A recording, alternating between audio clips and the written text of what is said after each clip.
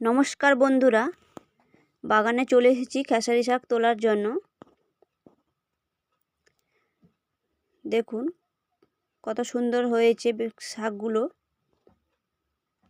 আজকে এই শাকের ভাজা বানাবো, তাই খেসারি শাক তুলতে চলে এসেছি।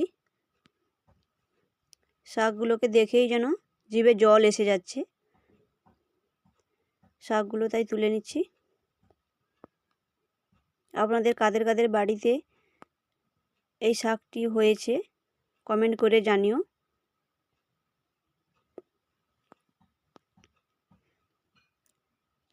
খেসারি শাকগুলো আমি তুলে নিয়েছি দেখুন। এবারে শাকগুলোকে কেটে নিচ্ছি। খেসারি শাকগুলোকে ছোট ছোট করে কেটে নিয়েছি। বাঁধাকপি কেটে নিয়েছি ছোট ছোট করে, একসঙ্গে ভেজে নেব। শাকটা ধুয়ে নিচ্ছি। শাকটা ধুয়ে নিয়েছি।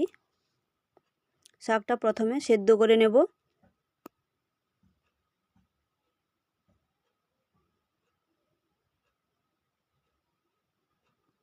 পরিমাণ মতো নুন দিয়ে দিচ্ছি।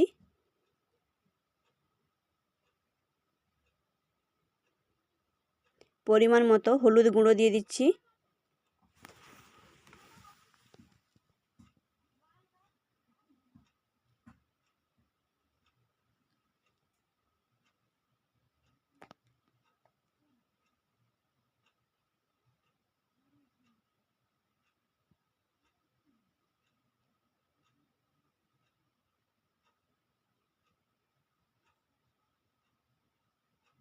ঢাকনা দিয়ে দিচ্ছি।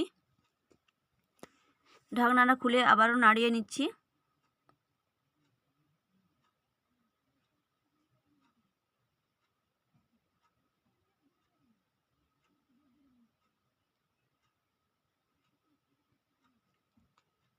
আবারও ঢাকনা দিয়ে দিচ্ছি।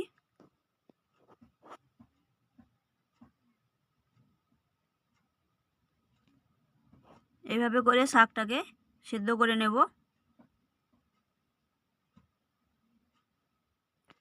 শাকের জলটাও শুকিয়ে যাবে আর সেদ্ধও হয়ে যাবে।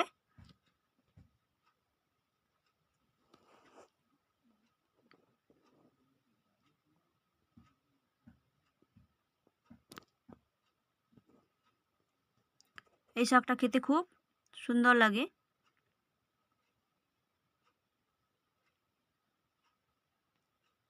খেসারি শাকটা এই শীতকালেই হয়।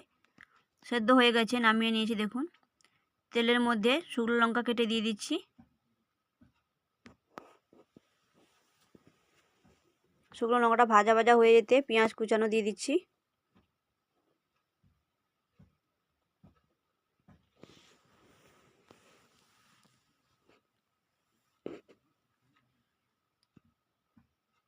পেঁয়াজটা লাল লাল ভাজা হয়ে গেছে, সেদ্ধ করা শাকটা দিয়ে দিচ্ছি।